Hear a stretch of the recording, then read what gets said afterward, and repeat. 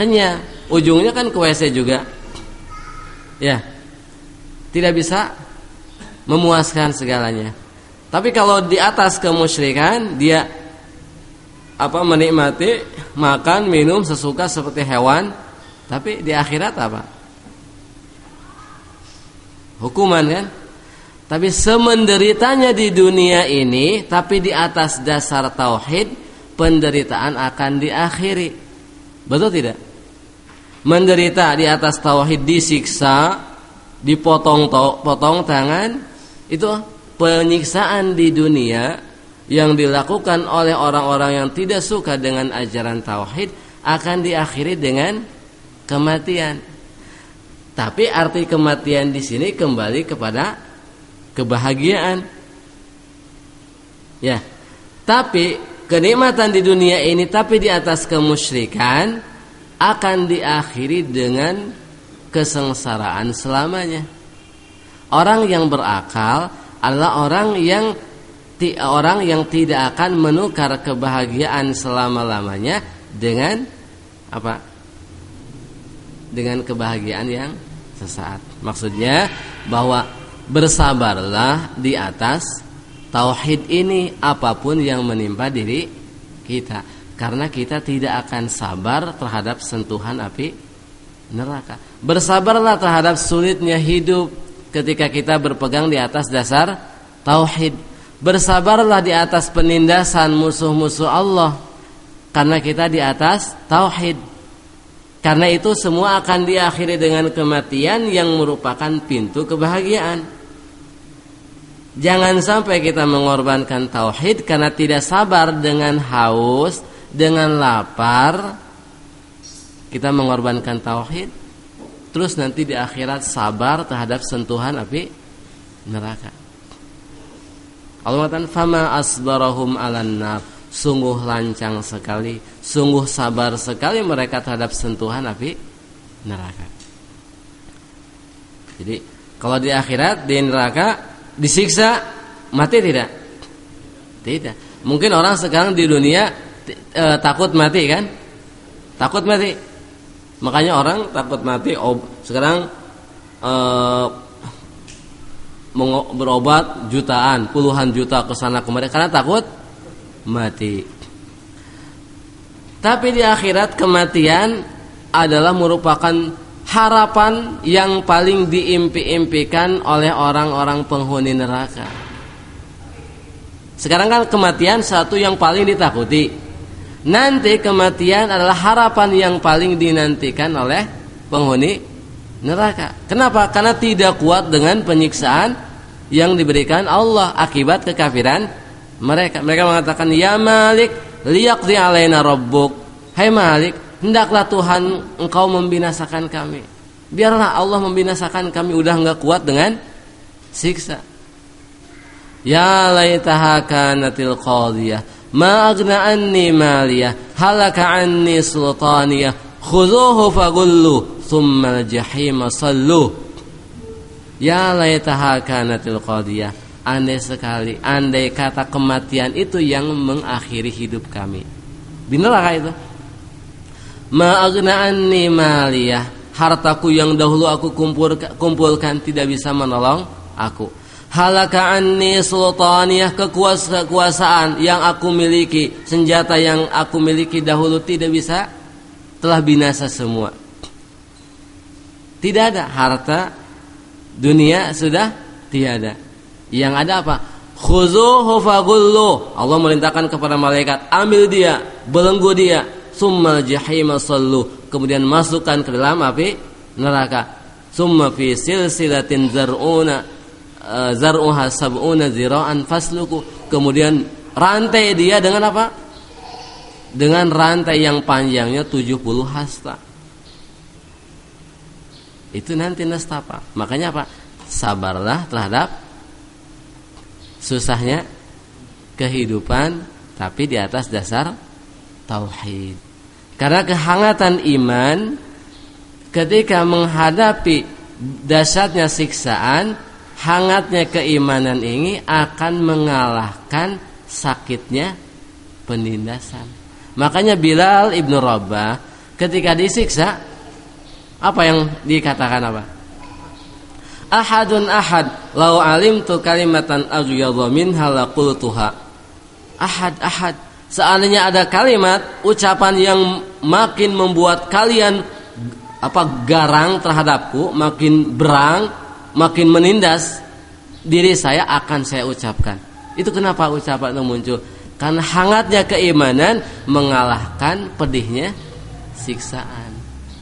Jadi ketika di atas tauhid, iman yang hangat ini akan menjadikan segala penindasan sebagai kenikmatan. Itu yang Allah katakan Qul bifadlillahi wa birahmatihi fabidzalika falyafrahu huwa khairun mimma yajma'un. Hendaklah dengan rahmat dan karunia Allah, hendaklah mereka bahagia. Karena itu semua lebih baik dari apa yang mereka kumpulkan. Jadi yang dikumpulkan manusia, yang paling berharga adalah tauhid ini. Makanya Jangan kita meninggalkan tauhid ini karena susahnya kehidupan yang sementara ini. Ini sengaja. Jadi materi-materi tauhid itu harus dikaitkan dengan masalah hati, keimanan, supaya supaya kita itu teringat. Makanya ayat-ayat tauhid dikaitkan masalah azab, janji. Itu karena Karena tadi masalah keimanan itu harus disertai dengan masalah hati, keyakinan kepada Allah Subhanahu wa ta'ala. Jadi mengkafirkan pelaku syirik itu adalah konsekuensi dakwah tauhid. Sebagai contoh, ketika ada orang meragukan kemusyrikan, kekafiran orang-orang yang melakukan kemusyrikan yang mengaku Islam, para ulama dakwah tauhid memberikan contoh. Kita tahu nggak Daulah Fatimiyah, dinasti Fatimiyah yang di Mesir, yang membangun Al-Azhar? Itu Al-Azhar yang membangunnya siapa? Dinasti Fatimiyah. Mereka ngaku Nasrani, Hindu, Buddha tidak? Ngakunya Muslim, Khilafah Islamiyah menyebutnya kan? Makanya bangun Al-Azhar untuk Itu masjid kan Al-Azhar. Mereka sholat. Syekh Muhammad mengatakan, di antara contohnya, kalau masih ragu terhadap kemusyrikan orang-orang yang melakukan kemusyrikan walaupun mereka mengaku Islam, kata beliau, min akhiri ma jara qissatu Banu Ubaid muluk Misr wa ta'ifatihim. Di antara kisah yang terakhir yang pernah terjadi adalah kisah Banu Ubaid, Ubaidiyah, Fatimiyah, dan kroni-kroninya, maksudnya para penguasa dinasti Fatimiyah dan aparat-aparatnya, kroni-kroninya. Annahum yadda'una annahum min ahlil bait, mereka itu mengaku turunan Rasulullah, ahlul bait. Wa yusalluna al-jamaah wal jum'ah, mereka salat jamaah, salat Jumat langsung jadi khatibnya para penguasa Fatimiyah, langsung jadi imamnya. Kalau dahulu kan penguasa langsung jadi imam, khatib. Yusalluna al-jamaah, salat jamaah, salat Jumat, wa nasabul qudata, mereka mengangkat para qadhi. Qadhi mahkamah Mahkamah kalau qadhi? Syariah kan? Berarti mahkamah syariah ada. Wal muftin, mereka mengangkat para mufti. Makanya dibangun Al-Azhar untuk mengajarin ilmu Islam. Tapi para ulama mengatakan wa ma'adzalika ajma'al ulama ala kufrihim wa riddatihim wa qitalihim wa anna biladahum biladu harbin yajibu qitaluhum walau kanu mukrahina mubghidina lahum. Namun demikian ulama ijma sepakat mereka itu kafir murtad dan wajib diperangi. Negara mereka itu negara kafir harbi. Padahal mayoritas penduduknya Muslim. Para penguasa sendiri mengaku Islam. Mereka sholat jamaah Jumat langsung jadi khatib, jadi imam. Ada mufti, mereka ngangkat mufti. Mahkamah Islamiyah juga ada. Kenapa mereka dikafirkan? Karena mereka menganut syirik. Kalau syirik saat itu syirik kuburan. Mereka yang membangun kubah-kubah di atas kuburan yang dikeramatkan, mengajak manusia kepada syirik kuburan itu. Nah kalau zaman sekarang, para penguasa sekarang apa? Lebih dahsyat dari itu. Dengan undang-undang mereka, mereka yang melegalkan syirik kuburan. Mereka yang mengajak manusia kepada syirik aturan, syirik hukum. Mereka langsung jadi khatib gak? Jadi imam gak? Tidak. Mereka mengangkat para mahkamah, ada qadhi mahkamah Islamiyah tidak? Tidak. Berarti lebih dahsyatan mana? Yang di sini atau yang dahulu di sana? Yang di sini. Makanya orang yang meragukan kekafiran para penganut undang-undang buatan atau dengan bahasa setan. Kalau setan kan menghiasi yang buruk dengan kata-kata yang indah kan. Yaitu dengan bahasa setan orang yang mengikuti undang-undang positif kan disebut positif. Yang negatif berarti apa? Hukum apa? Kalau hukum buatan yang positif berarti hukum Islam yang negatif. Itu kan bahasa setan. Al-Imam Muhammad Al-Amin Asy-Syanqiti rahimahullah dalam tafsir surat Asy-Syura ketika menjelaskan firman Allah dalam surat Asy-Syura, wa makhtalaftum fihi min syai'in fa hukmuhu ilallah, dan apa yang kalian perselisihkan tentang sesuatu maka putusannya di tangan Allah. Beliau menjelaskan annalladzina yattabi'una al-qawanin al-wad'iyyah allati syara'aha asy-syaitan ala alsinati awliyaihi mukhalifatan lima syara'ahu Allahu ala alsinati rusulihi salawatullah wassalamuhu alaihim annahu la yashukku fi kufrihim wa syirkihim illa man tamasallahu basiratahu wa a'mahu an-nuril wahyi mislahum. Sesungguhnya orang-orang yang mengikuti undang-undang buatan, tadi bahasa setan apa? Undang-undang positif yang disyariatkan oleh setan lewat lisan wali-walinya. Lihat surat Al-An'am ayat 121. Sesungguhnya setan mewahyukan kepada wali-walinya kan? Tadi malam kan?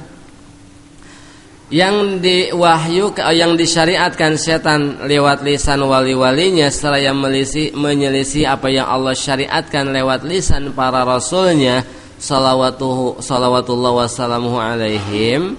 Sesungguhnya tidak ada yang meragukan kekafiran dan kemusyrikan orang-orang itu kecuali orang yang mata hatinya sudah Allah tutup dan matanya sudah Allah butakan dari bisa melihat cahaya wahyu.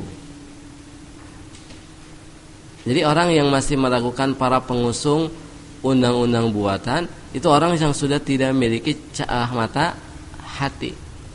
Orang yang matanya sudah rabun, bukan rabun mungkin, sudah apa? Sudah buta. Terangnya dalil tidak bisa melihat, tapi gelapnya syubhat bisa melihat. Dalil kan jelas, tidak bisa dilihat, tidak mengambil kesimpulan. Tapi yang cari syubhat-syubhat, oh kan masih ada azan, mereka masih sholat, kan cari yang samar-samar. Jadi matanya sudah rabun sehingga yang gelap saat gelap bisa lihat, saat terang tidak bisa lihat. Seperti apa? Kelelawar kan? Kelelawar kalau siang matahari bisa lihat tidak? Kalau gelap malam, berarti mereka apa? Kelelawar malam, kan gitu. Jadi orang yang meragukan para penguasa yang menerapkan undang-undang buatan, mereka itu adalah sama dengan kelelawar.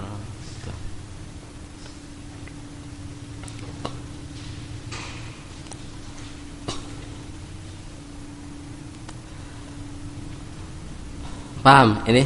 Yang ini. Jadi itu konsekuensi. Jadi konsekuensi mengkafirkan pelaku syirik. Wah, kalau begitu emang berat. Masa menyusi pulan pada guru saya, dia dahulu yang ngajarin saya ngaji, sekarang dia masuk jadi anggota dewan, masa dia kafir? Tadi kita menerima jangan dengan perasaan, tapi dengan apa? Dengan kelapangan dada, taslim kepada putusan Allah Subhanahu wa taala. Jangan sampai agama ini menjadi bengkok karena untuk menguzur orang-orang seperti itu, akhirnya dibengkokkan. Tapi biar agama ini lurus, orang yang menyimpang biarkan menyimpang, dalam arti tidak menjadi alasan untuk menyimpangkan agama ini. Biar ajaran ini lurus.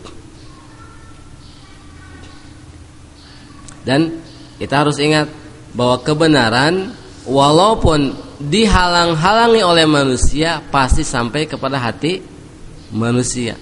Kebatilan walaupun dihiasi, walaupun mudah diterima sesuai dengan hawa nafsu, suatu saat akan sirna.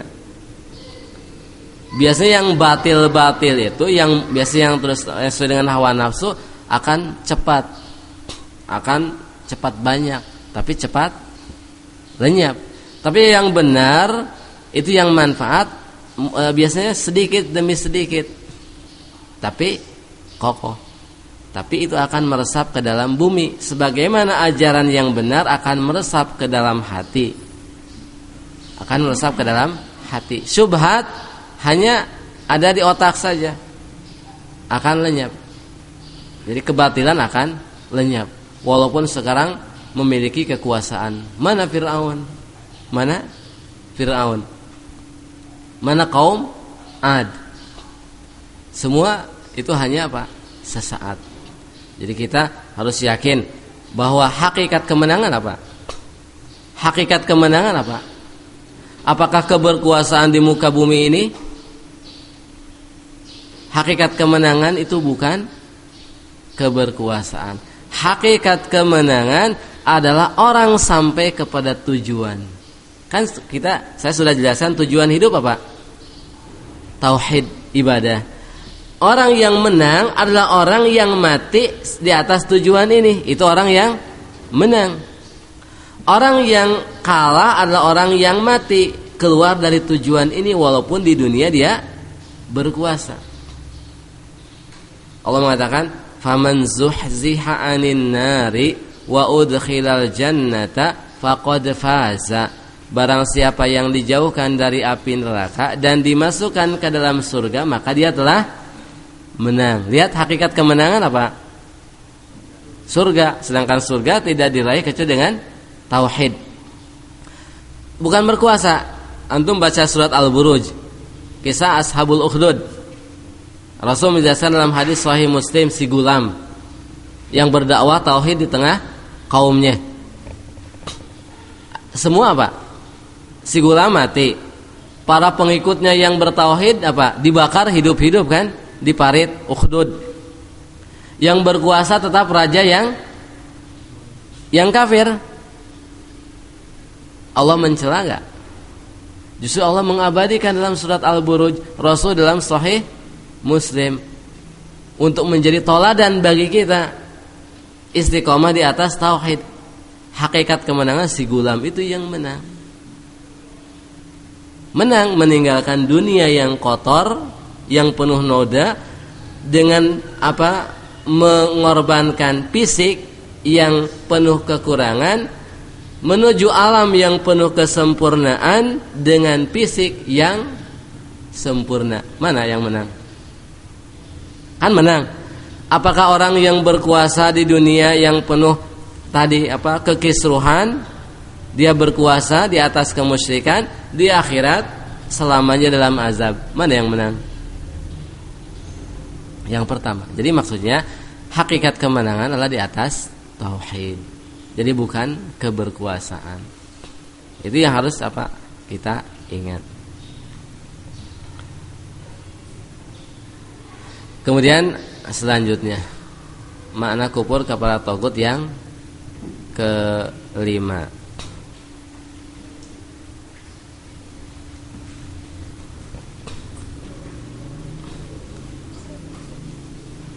Mungkin tapi tanggung juga sih. Terus saja.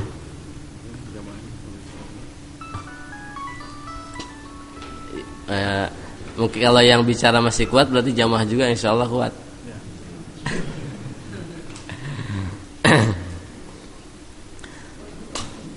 Yang kelima adalah watu'adiyahum. Kamu memusuhi orang-orang kafir itu. Memusuhi para pelaku kemusyrikan. Orang-orang musyrik itu adalah Allah Subhanahu wa taala memerintahkan kita untuk memusuhinya. Ini juga kan masih dirasa berat juga. Kenapa kita harus menyebarkan permusuhan? Kan Islam itu rahmatan lil alamin. Islam rahmatan lil alamin. Nanti bagaimana jawabannya? Tapi yang jelas kita bahas materi dulu. Allah di sini makna kafir kepada tagut yang kelima adalah memusuhi para pelaku kemusyrikan. Orang yang tadi sudah divonis kafir oleh Allah Subhanahu wa taala. Kenapa kita harus memusuhi mereka? Ini juga karena dua alasan. Pertama, karena Allah sudah mencap orang kafir sebagai musuh. Sudah apa? Mencap orang kafir sebagai musuh. Dalam surat An-Nisa ayat 101 Allah Subhanahu wa taala mengatakan, innal kafirina kanu lakum aduwwam mubina. Sesungguhnya orang-orang kafir itu adalah musuh yang nyata bagi kalian. Lihat, kata Allah musuh.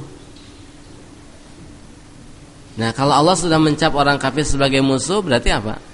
Bolehkah kita menganggap dia sebagai saudara? Menganggap dia sebagai, memberikan loyalitas kita kepadanya, memberikan kesetiaan kita kepadanya, atau menjadikan dia sebagai sahabat karib, sebagai teman dekat, sebagai orang kepercayaan? Boleh tidak? Tidak, bertentangan kan dengan nama musuh. Umumnya antum sekarang, ya jangan antum, ada seorang bermusuhan dengan tetangganya karena sebab dunia. Kira-kira sikap dia terhadap tetangganya itu yang dia musuhi gimana? Mau gak nitipin, ya nitip kunci nih mau pergi jauh? Atau bergandeng tangan dengan dia? Mau tidak? Atau memberikan kepada dia posisi jabatan tertentu? Atau menjadikan dia sebagai sahabat karib? Atau memberikan kesetiaan loyalitas kepadanya? Mau tidak? Itu semua orang pasti jawab tidak akan mau. Itu padahal permusuhan karena sebab apa? Dunia. Bagaimana kalau permusuhan ini atas dasar tauhid yang dibangun di atasnya keselamatan dari azab api neraka? Makanya nanti akan ada bahasan loyalitas kepada kaum musyrikin. Jadi maksudnya bahwa orang kafir itu sudah dianggap musuh, dicap musuh bukan oleh saya, tapi oleh Allah Subhanahu wa taala dengan kitabnya yang selalu dibaca oleh kita. Innal kafirina kanu lakum aduwwam mubina. Sesungguhnya orang-orang kafir itu adalah musuh yang nyata bagi kalian. Makanya kalau sudah dianggap musuh, ya jadikan dia sebagai musuh, bertindaklah sebagai musuh. Kalau yang namanya kita punya orang tertindas, tidak bisa berbuat apa-apa, dalam hati apa? Yang namanya kepada musuh punya rasa apa? Gondok kan? Kalau seandainya punya kekuatan, punya kesempatan apa? Kan gitu. Pasti kan gitu. Itu pertama. Alasan kedua, karena Allah memerintahkan kita untuk memusuhi mereka. Kalau tadi kan Allah memvonis sebagai musuh, sekarang Allah memerintahkan kita untuk memusuhi mereka. Memusuhi mereka. Dalilnya dalam surat Fatir ayat 6. Allah mengatakan, inna syaitana lakum aduwwun fattakhidhuhu aduwwa innama yad'u hizbahu liyakunu min ashabis sa'ir. Sesungguhnya setan itu adalah musuh bagi kalian, maka jadikanlah dia sebagai musuh. Anggaplah dia sebagai musuh. Kenapa? Karena dia itu hanya mengajak golongannya, kelompoknya untuk menjadi penghuni neraka. Allah mengatakan setan musuh bagi kalian, jadikan dia sebagai musuh. Kenapa? Karena dia hanya mengajak orang untuk menjadi penghuni neraka. Mungkin antum bertanya, ini kan ayat berkaitan dengan setan, apa hubungannya dengan orang kafir? Setan ada dua. Dalam surat Al-An'am ayat 112 Allah Subhanahu wa taala mengatakan, "Wa kadzalika ja'alna likulli nabiyyin aduwan syayatinal insi wal jin." Begitulah kami jadikan bagi setiap nabi itu musuh. Siapa musuhnya? Setan manusia dan setan jin. Berarti setan ada dua macam, setan jin dan setan manusia. Orang kafir itu adalah setan. Jin kafir adalah setan. Kita lepas dari setan jin, itu udah jelas. Ini setan manusia, orang kafir. Kata Allah, setan, tadi orang kafir itu adalah musuh. Jadikan dia sebagai musuh. Jadikan dia sebagai musuh. Kenapa? Karena dia hanya mengajak orang, teman-temannya untuk menjadi penghuni neraka. Sekarang orang kafir, dukun,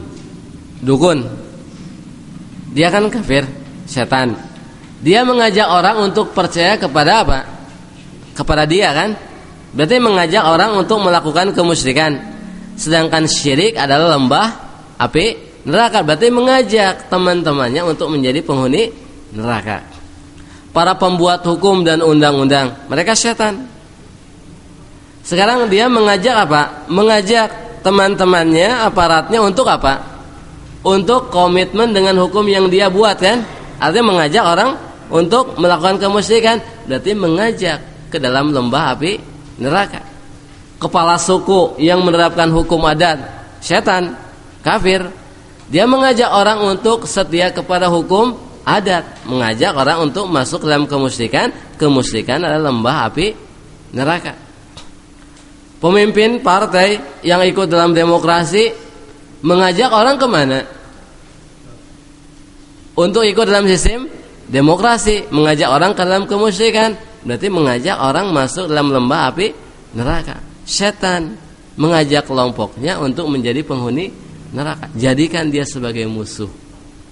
Jadikan dia sebagai musuh. Kata Allah Subhanahu wa taala. Itu kan ayat-ayat Al-Qur'an.